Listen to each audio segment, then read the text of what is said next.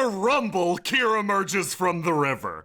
Okay, guys, I couldn't find the panel box everywhere, but I did find an underwater mine down there. Anyone know anything about naval activity in this? Kier looks around. The market, which was once so populated, is empty, except for a strange creature standing before him. Huh. Guess they all went to get lunch. The creature wanders forward with an uneasy step. Oh man! Kier takes a few steps forward, immediately rushing up to the creature. I think I recognize you. The creature tips its head. Yeah, no. I definitely know you from somewhere. Did you come by the Shrouded Isles at some point? Are you perhaps talking to me? Who else would I be talking to? It's not every day that I meet someone of your gigantic blueness. Well, actually, it's like every other day with Marcus around. Kier stops and thinks for a second. I don't recall you in particular. If you wouldn't mind telling me, what is your name? Oh yeah, I'm Kier Fiore, or I go by just Kier now. I think it's more efficient, and I'm a person who's built for efficiency. The stranger's eyes focus on Kier for a second. That isn't necessarily true.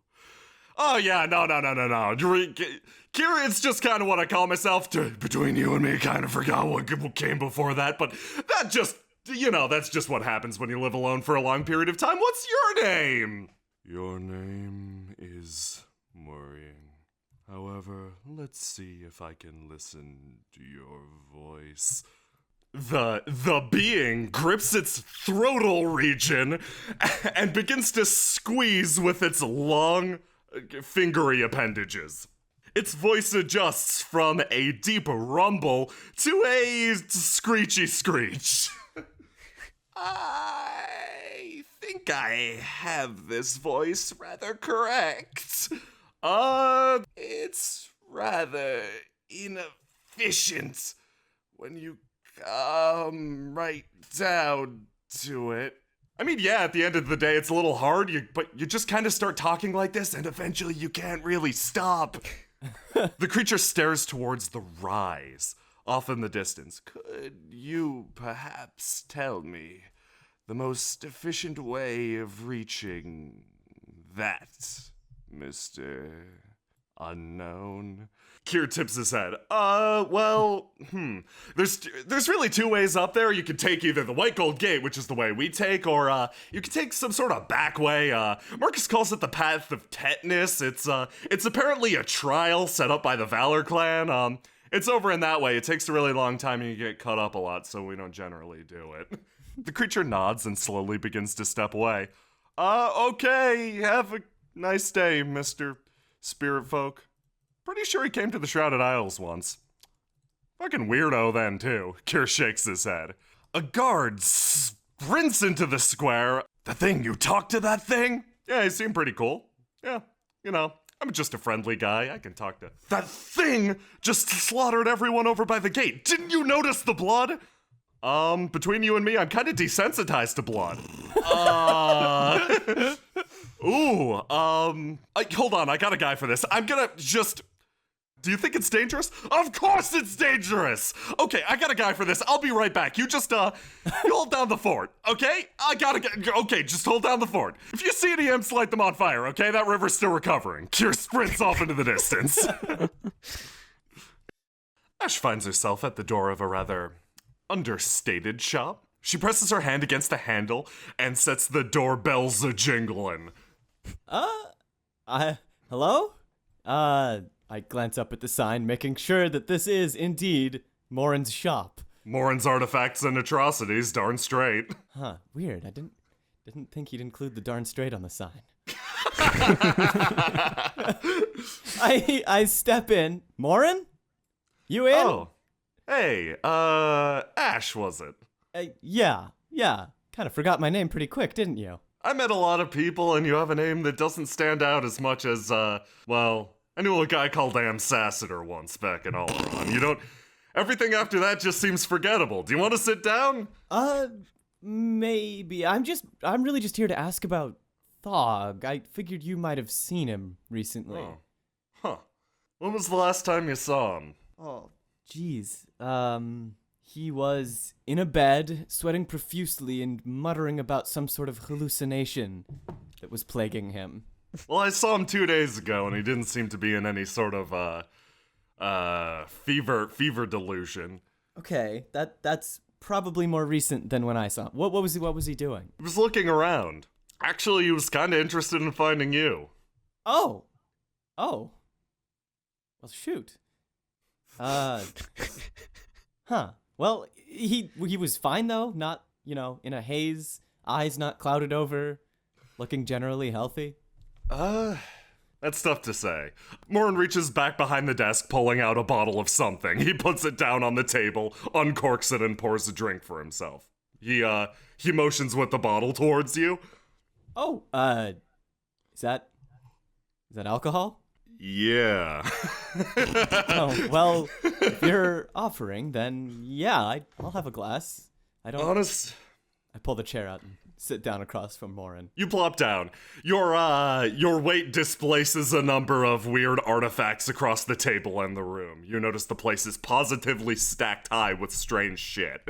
So, where did you get all this crap? I kind of thought that you were a startup, not that you had, like, a stock ready to go. I investigated some ruins, went into a crypt here and there, some stone prisons. This stuff just kind of piles up eventually, you know? Wow, I take the glass from Moren and sip it, and reach out to one of the artifacts. May I? Yeah, I guess. You have to be a little careful with that one. I think it's mildly cursed. Oh, which one isn't cursed?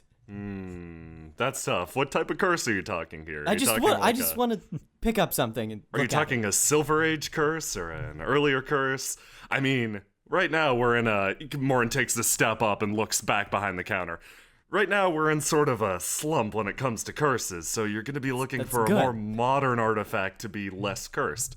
So, Moren produces something from behind the table. It's a somewhat fresh deck of cards. See, this deck of cards... No.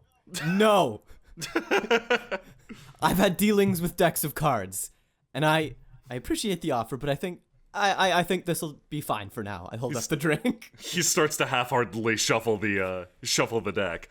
Honestly, I'm really tempted to ask you about that, but the look of pure terror in your face says I should stop. Yeah, I'd appreciate that. Regardless, we were talking about Thog. Yeah, we were. I guess while I'm here, I might as well take the chance, but you and Thog go way back, don't you? In a manner of speaking, yeah. Before Meadshire? Was there a Thog before Meadshire? Yeah, of course. I don't mean it to sound rude, but I mean that's just been my dealings with Thog. He's a pretty tight-lipped guy. Oh, that's wow, I'm actually kind of sorry. He kind of Really? Moren takes a drink. Yeah, before he took a job at Meadshire, Thog was more like he was full of vim and vigor.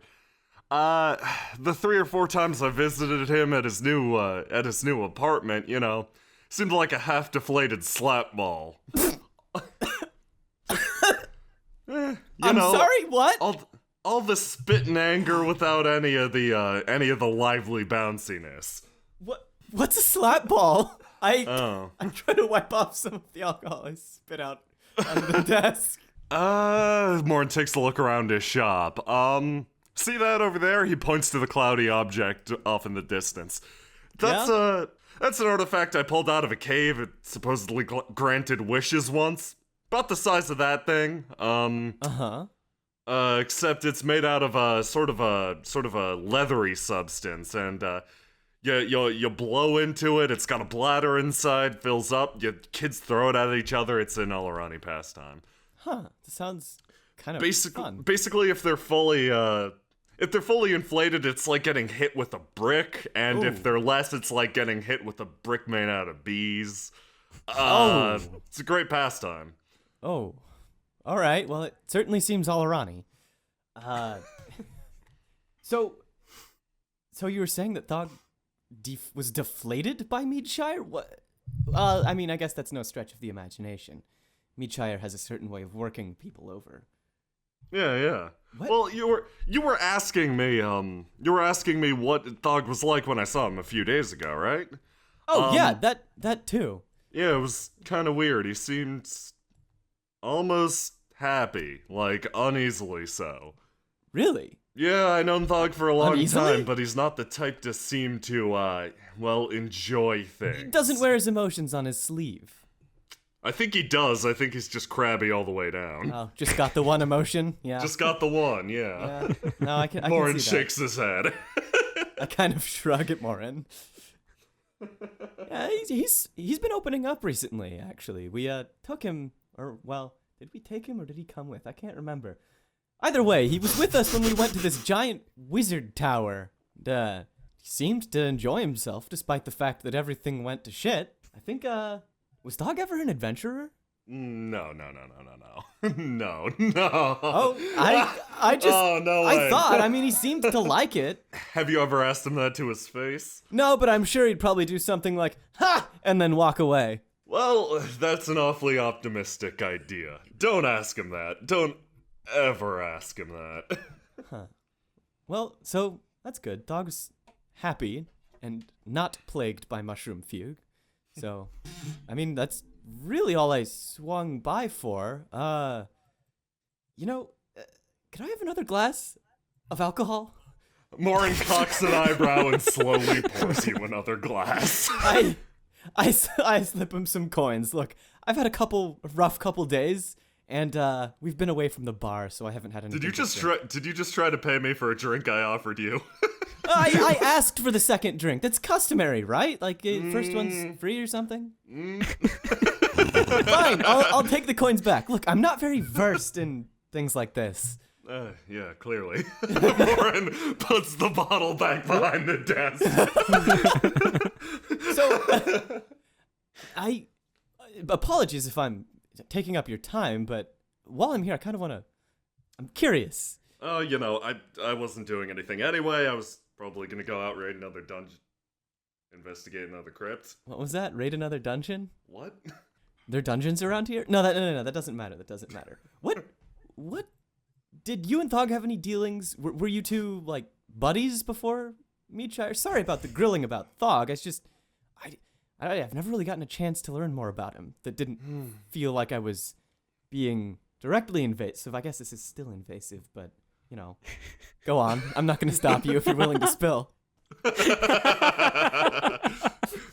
I feel like I can't go into it too deeply without breaching my friend's privacy, Is there some sort of contract you signed, or?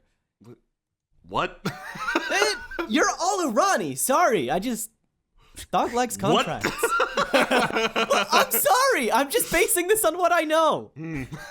Moren just kind of watches you.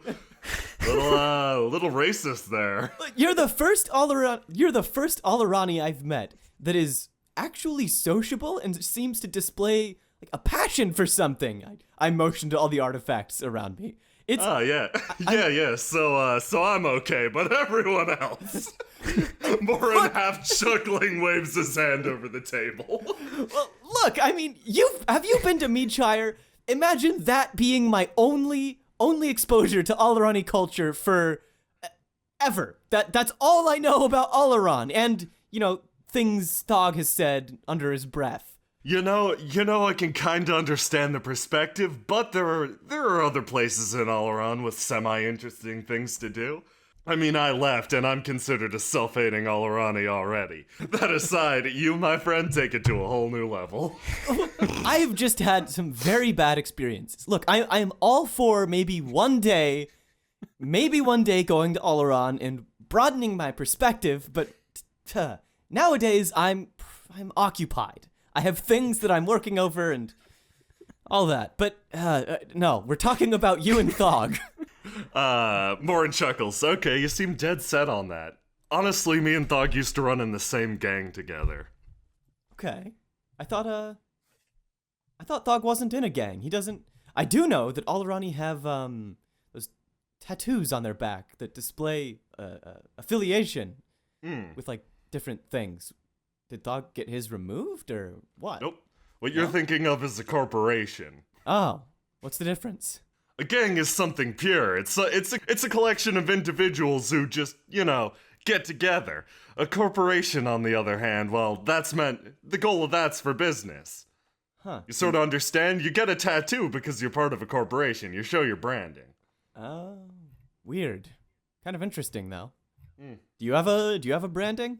That's not something you can just ask someone. I didn't know. It seems like a thing. Like, I know it's custom to tear your shirt off in battle if you're Alarani, but Yeah, that's seems like, everyone's willing to just share at the drop of a hat. that's more of an old guard thing, and once again another brutal generalization. I'm sorry. I'm sorry. To a certain extent, I'm just giving you a hard time. No, regardless, we used to run in a gang together. Thog used to be, let's say, quite a bit different then. Still a sneering asshole, but there was passion there. Really? Is that he was passionate? That's how he was different? Yep. Huh, what? Now, like I said, deflated slap ball. Weird. Was it Meadshire that did that to him? I mean, that place is bad, but what could just take the passion out of someone? Moren shakes his head. That's something you're gonna have to ask him. Yeah, I'm starting to maybe feel a little bit guilty about prying into Thog's private life. Just to sate my curiosity, ask him about any of the old things he used to enjoy. See if that gets a rise out of him. I know he said he did theater. Dance once, I think. Dancing, street art, take your pick. Thog was pretty damn active. He took everything he did damn seriously. Huh. I pull out my journal and make a couple notes. Well, I Amateur definitely... poet, wisdom maker. He wrote a column for a newspaper once. He what? Yeah. Really? What kind of column? Hold on a second. Moren reaches back behind the desk and pulls out an old folder. He opens it slowly and slides a single page of a newspaper across. I always keep this one around. It keeps me inspired. Inspired, huh? I read it. What's it say? A cage of concrete, therefore an inward panorama. What?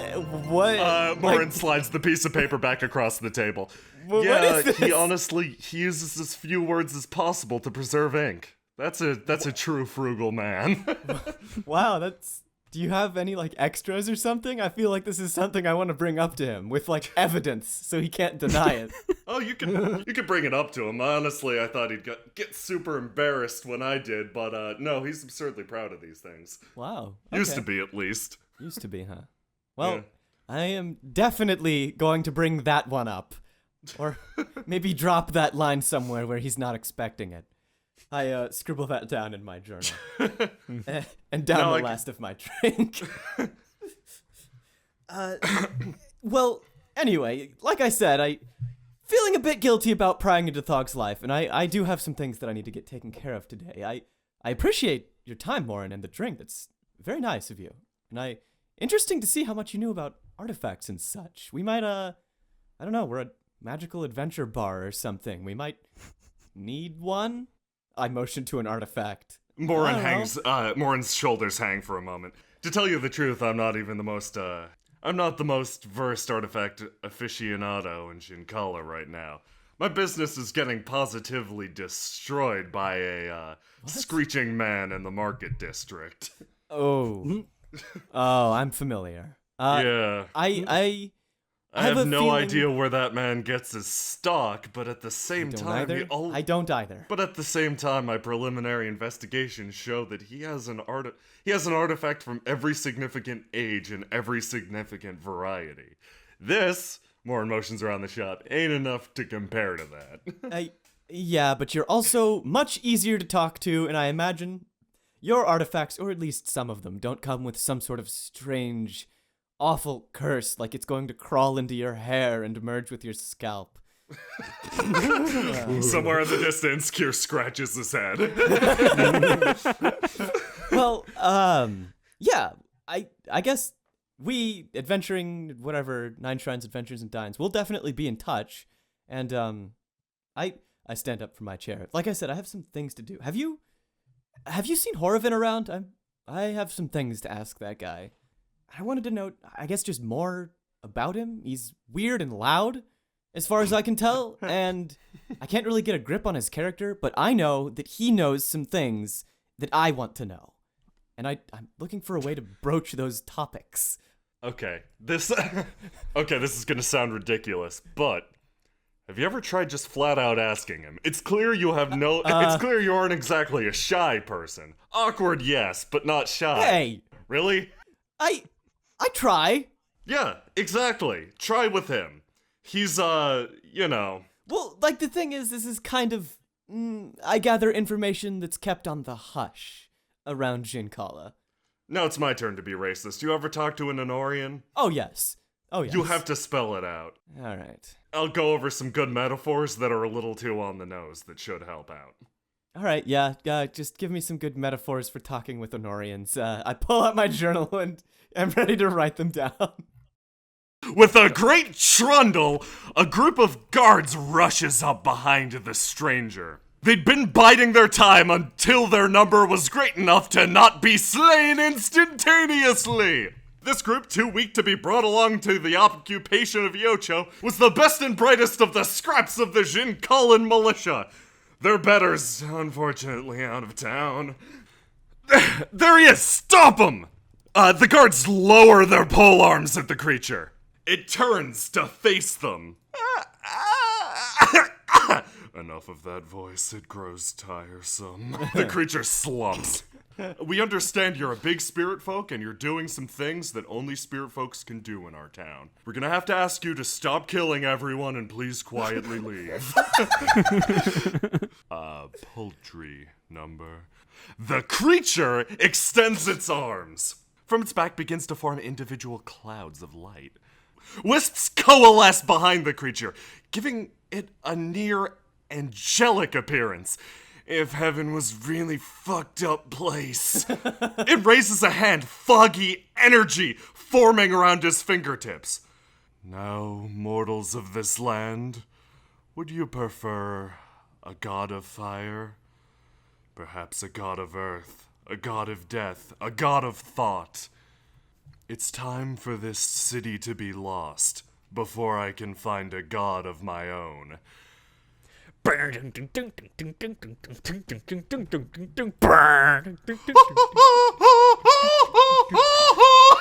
Those aren't wings, that's a spectral mustache, please.